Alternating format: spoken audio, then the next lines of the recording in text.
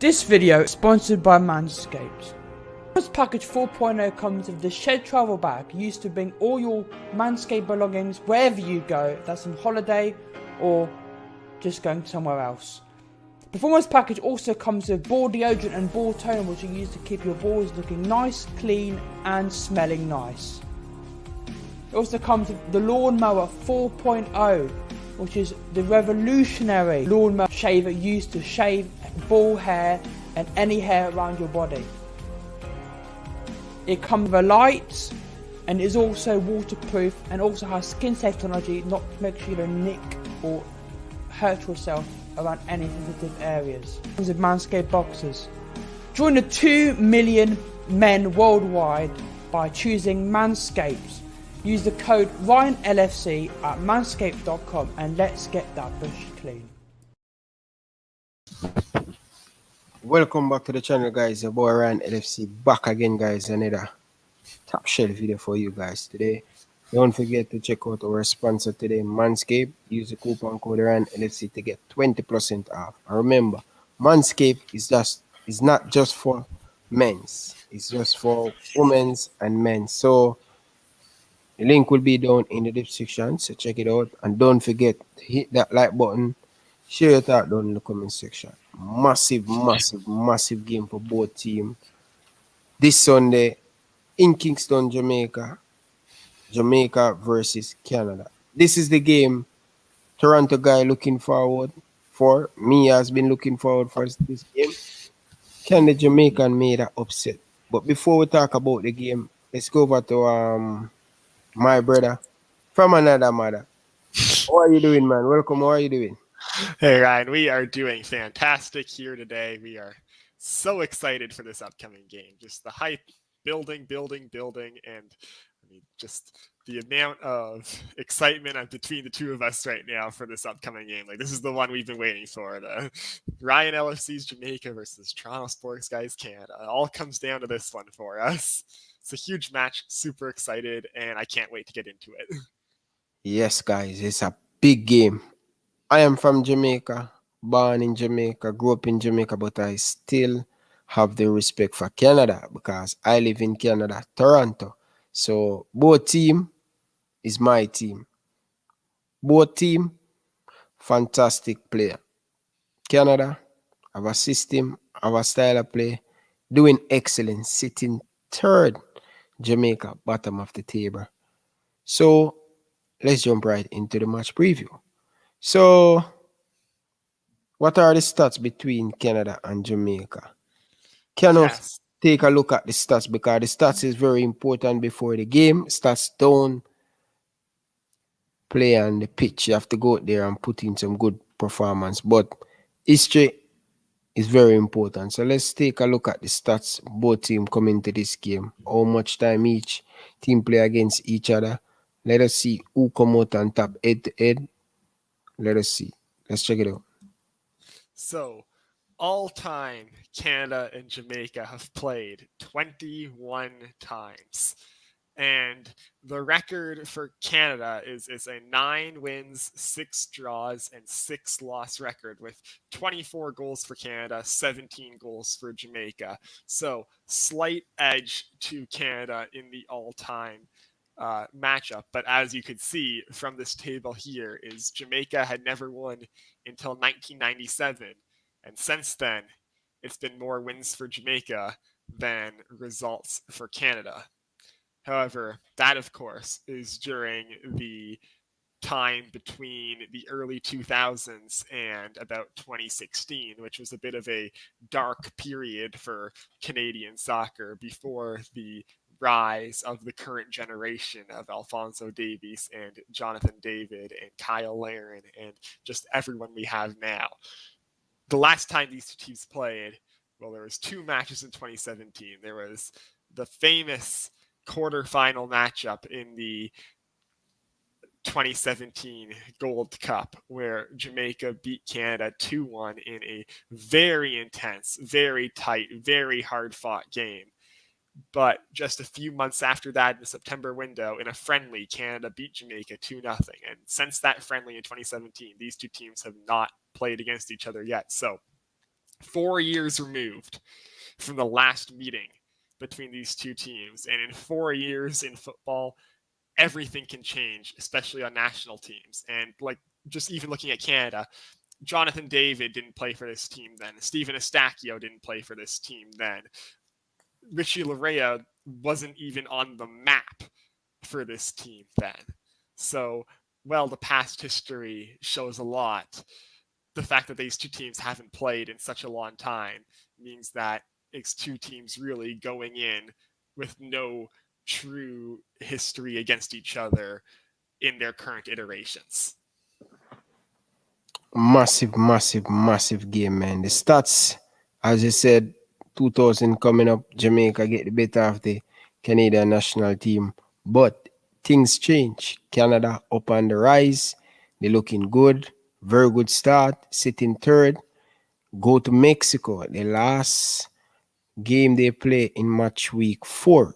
They get a points away from the Azteca. And normally when you go to the Azteca and get a points, that simply means you play excellent. So in this game, Jamaica, I'm telling you, man, we are ups and down. This minute we are good news. Next minute we are bad news. I just want us to do well. But up against this Canadian team, it's going to be really, really difficult. But what can you tell us what Canada up to? What made Canada so good this year? Why Canada winning so much game leading up to the Gold Cup and the World Cup qualify? The difference maker for Canada this year, it has to be just the pure speed of this team.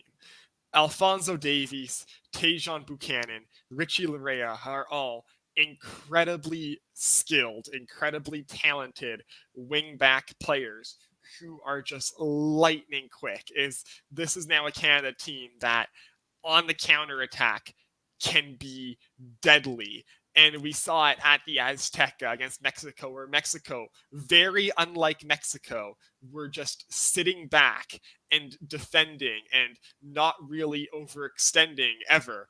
And really were happy with Canada having the ball in the midfield because they know that Canada with the ball in the midfield, that's not their strong spot. That's not where Canada creates the goals. It's when you push to go for a goal and then you give up the ball, and all of a sudden you have Alphonso Davies, you have Tajon Buchanan, you have Richie Laryea, you have Kyle Larin, you have Jonathan David all running at you with the ball, going for a counterattack. This is a Canada team that can get numbers in transition to go forward super quick, and the counterattack and just the speed at which you can be attacking in the attacking third and all of a sudden have a deadly shot back on your own net when you're playing against Canada is ridiculous. And that's kind of the fear that this Canadian team has striked into teams, and that's why they've been able to succeed so well, is just this influx of the wing back of just super fast, but also very talented at the ball at their feet. Most definitely. And Canadian national team moving so quick, moving the ball from left to right, shifting the Mexican team. I wonder if they're going to give this Jamaican team problem in Kingston, Jamaica. Probably no Damian Lowe. That's going to be a massive, massive blow for the Jamaican national team. But one thing we can say, in the midfield, Jamaica will probably be much, much, much more solid with the likes of Gray, Anthony Grant coming back, sitting alongside of Speedy Williams inside that midfield, Tariq McGee playing the number 10. That kind of bring a little bit of steel inside the midfield for Jamaica.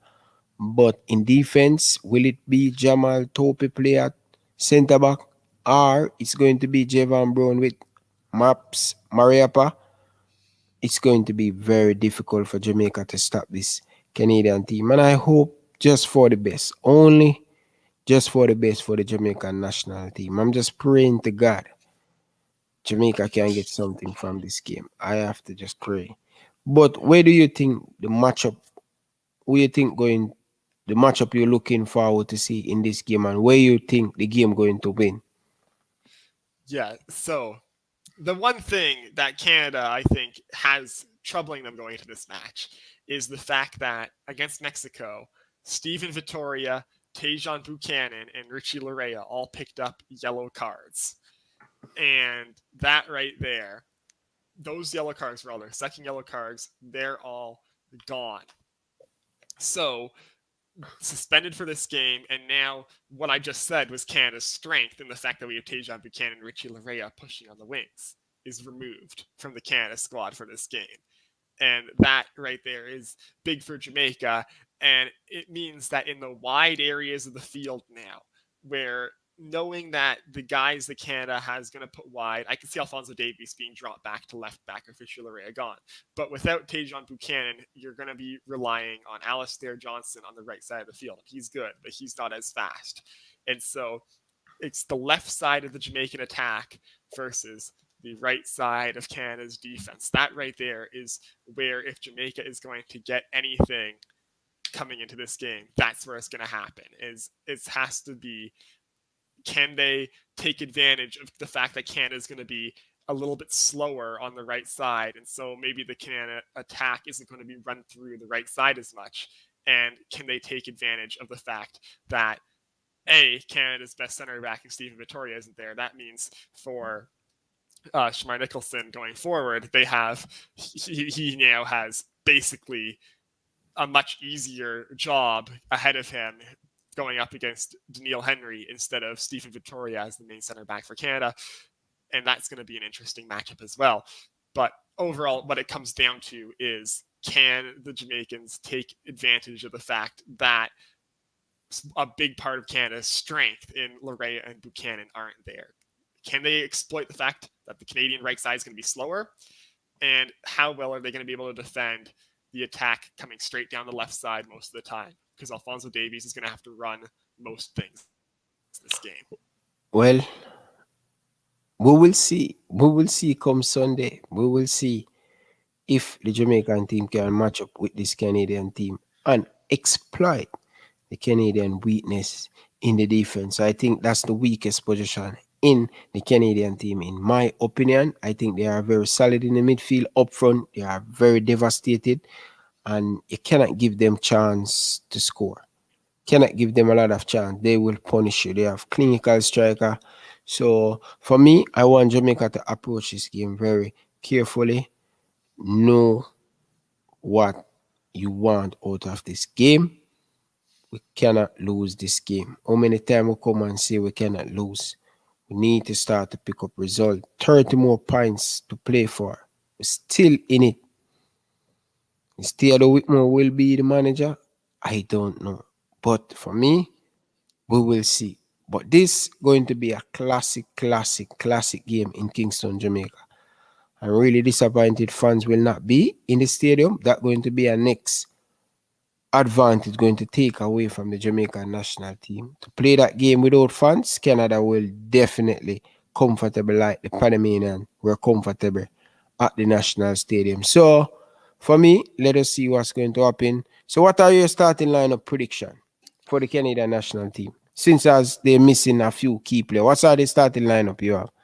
Yes, for Canada, well, missing a couple players means that the starting 11 is going to be quite interesting. I think they are going to go back to a 4-3-3. I don't see them being able to play a 5-back with the injuries that they have. We're going to have Maxime Crepeau in net again, Alphonso Davies at left back, center back duo of Kamal Miller and Daniil Henry, Alistair Johnson at right back, midfield of Stephen Eustachio.